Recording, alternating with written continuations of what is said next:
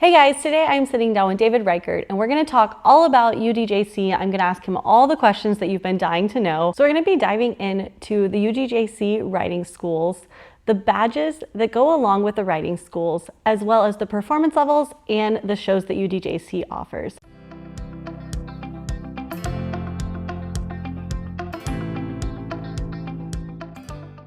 So I figured we would start out today by just talking to David, finding a little bit more about him, his background, why he started the shows. So David, why don't you go ahead and start by telling us a little bit about yourself? No problem. Hey, my name is David Reichert, as you mentioned already. I grew up in Germany. I moved to Texas 6 years ago, and my wife and I have a riding school here in Houston, and we became more and more frustrated with USEF or the show scene in general. And after nobody did anything for years, we said, okay, it's finally enough, and we're going to start doing our own shows, and we just plan on doing something locally pretty much for our kids, for our riding school. And then it just got bigger and bigger and bigger, and here we are running shows all over the country. I love that. So I'll share also who I am and how I met David, because I think it's kind of an interesting story. I met David, I don't even know how many years ago. 6 years ago. David walked up to me at a horse show. I'm a photographer, and I'm actually the official photographer for UDJC. My name is Corinna Kinsler, if I didn't say that already. And David walked up to me, and they were needing some photography done, and we got to know each other. I did a bunch of stuff for their businesses, and I have been here through this journey. I've seen his frustration with horse shows. I've watched them grow their riding school. I watched them grow their training business. I've had horses in training with David. I've ridden with David personally. And so getting to sit down here today and pick his brain about this, ask him all the questions that I know y'all are dying to know is really awesome, because I think I've gotten to see this from the very beginning. I remember the phone call when David called and he was like, so we're starting a horse show organization. And I was like, what?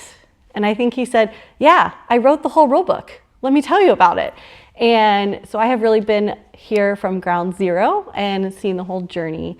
And so I'm really excited to get to share that with all of you as well. So yeah, so let me tell you and this is how we met, actually, because of our business Magic Tech. So my wife and I have a company in Europe that's called Magic Tech, and it's a tech company, and that's the reason we moved to the US in 2019, because we wanted to start the US market with Magic Tech. And then COVID hit and everything became complicated, and then we ended up in horses, where we sat on the couch for about 6 weeks and we couldn't do anything with Magic Tech. So then we realized, okay, let's go ride some horses so we have something to do. And then within a month or so we had 20 horses in full training.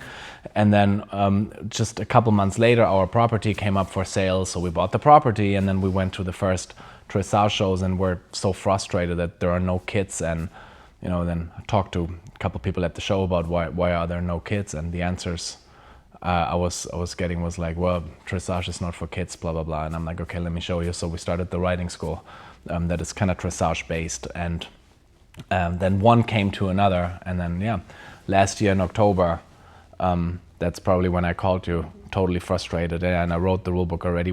I remember we were at a dressage regionals, and we had 10, 12, 13 kids at regionals, and I told them on Saturday night, I said, let's go home, this is ridiculous. So we went home, and then I started writing the rule book, and then probably a day or two later I called you, and you were like, okay, let's do it. Yeah. So here we are. And I started out doing hunter jumpers, and then I changed to dressage, did dressage shows, did that whole thing. And it's true, like, the dressage world is not what it was when I was a teenager at all, and it is slowly losing interest of kids.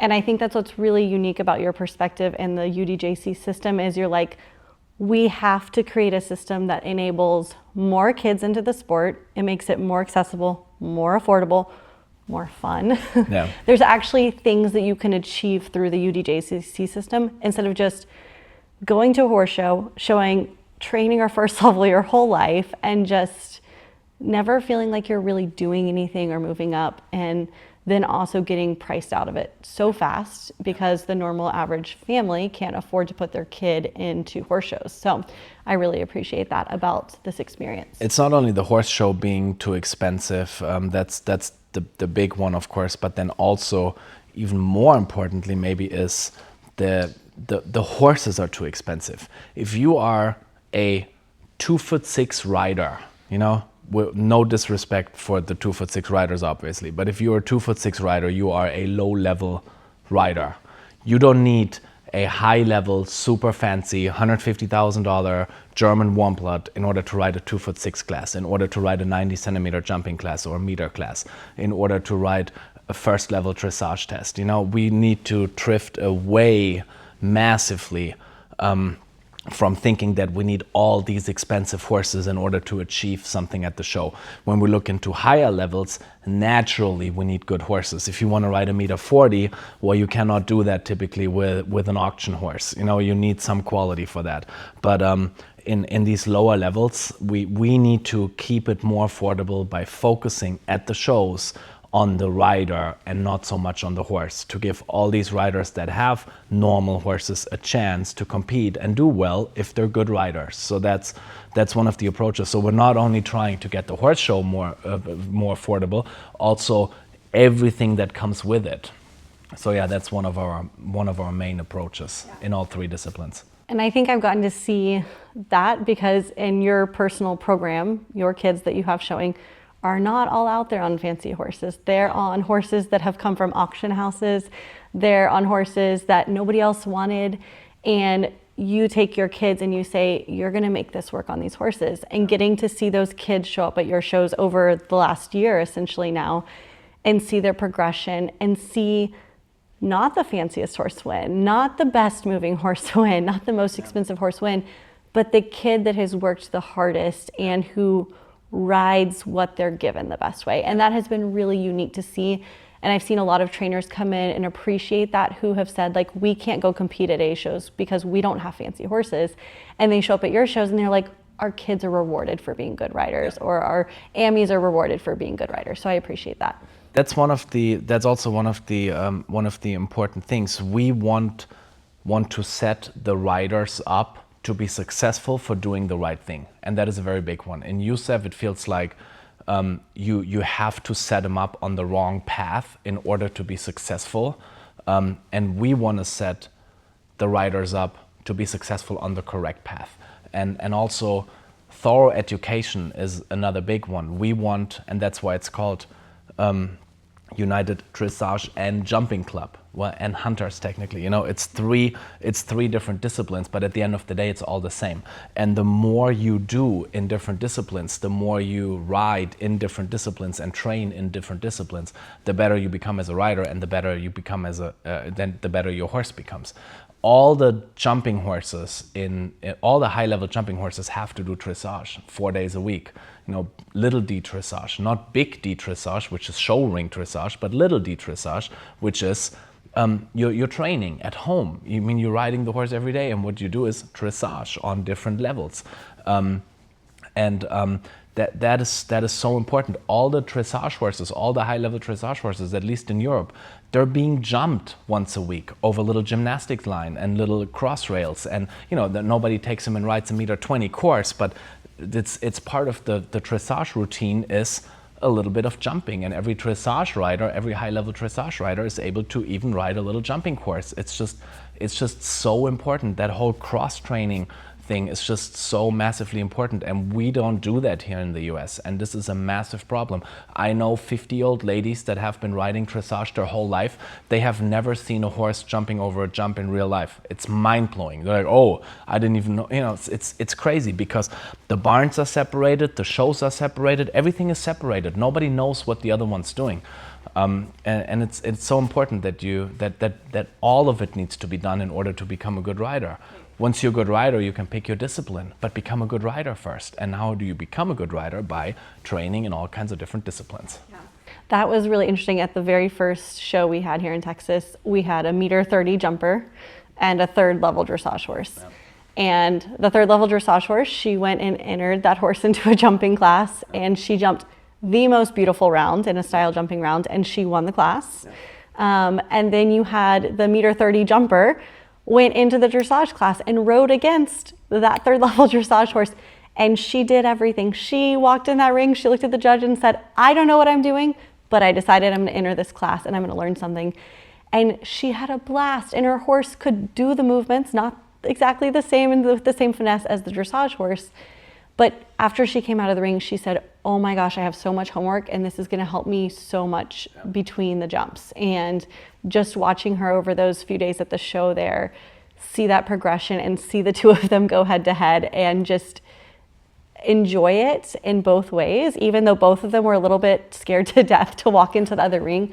It was really cool. And it's also been a lot of fun watching so many of the jumpers step into the dressage ring at the shows and just try it out and get the feedback from the judges, go in their jumping saddle, doesn't matter the tack, just go in and do it. So I really enjoyed that. Yeah, I remember we had one show in Texas particularly where we had 38 or 39 kids in our level E, which is training level, dressage test, and every single one of them with the jumping saddle, and almost every single one of them did it the first time, and they're like, oh my god, this is so much more fun than I thought it was going to be, because there is dressage is fun, dressage is cool, just unfortunately here in this country it has a very bad reputation of a bunch of old ladies doing it, so and this is kind of sad because everybody needs it. It's the most important discipline. It's not even, I think of dressage not even as a discipline. Dressage is just basically riding the horse, and especially on lower levels, everybody should go into the ring and ride dressage tests, and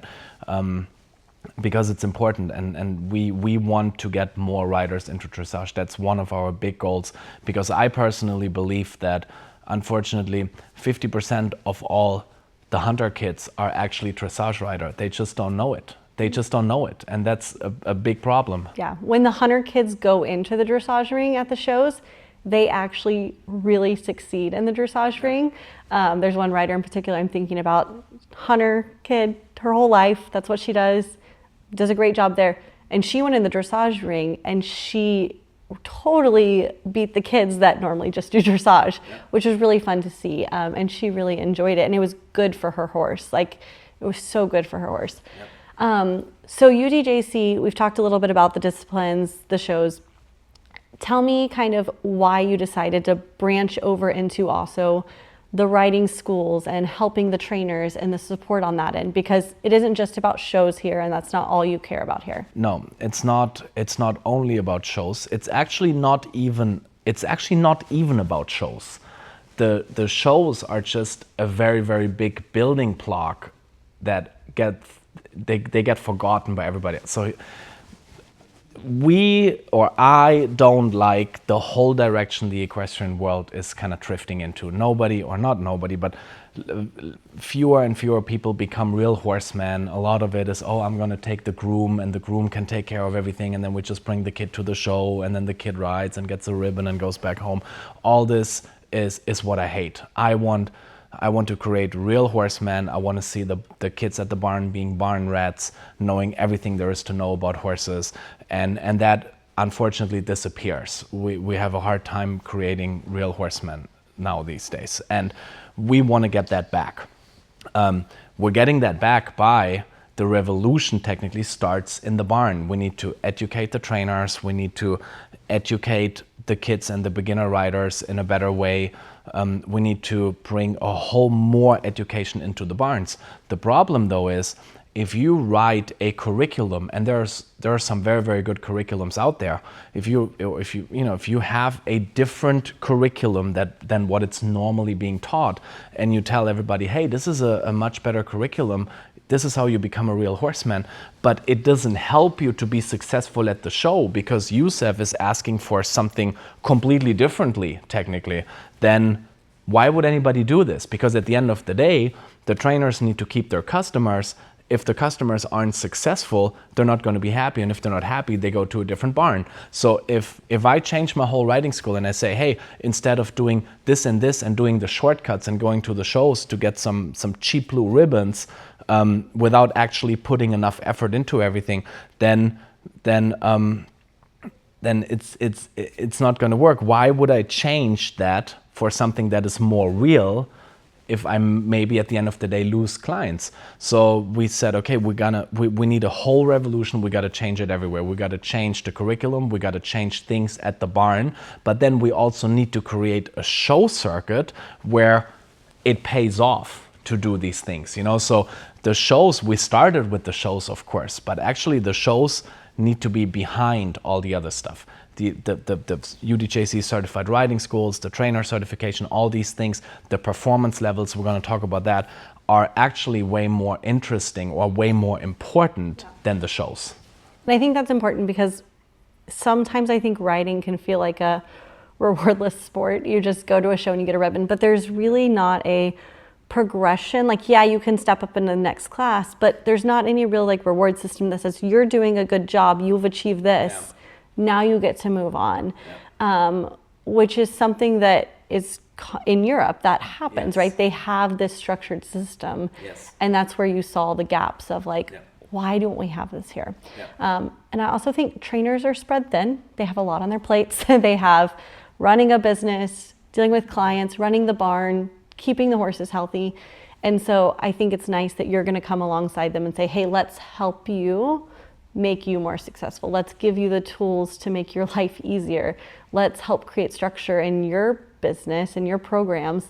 And also let's make a way to reward your clients whenever they achieve things. So I really think that's nice. I am super excited to dive into these topics more in depth, and especially ask you all the questions that I think people read stuff and they see stuff and they're like, oh, I want to know more about this. So hopefully I'll get to ask you all of those questions that will answer everyone's burning questions, and we will dive into lots of that today. Sounds good. Amazing. On the next episode, we'll be diving into UDJC riding schools, and we're going to tell you all about that, what it looks like, how it helps you as a rider, how it helps trainers, and also how it all ties into shows. Sounds good. I'm looking forward.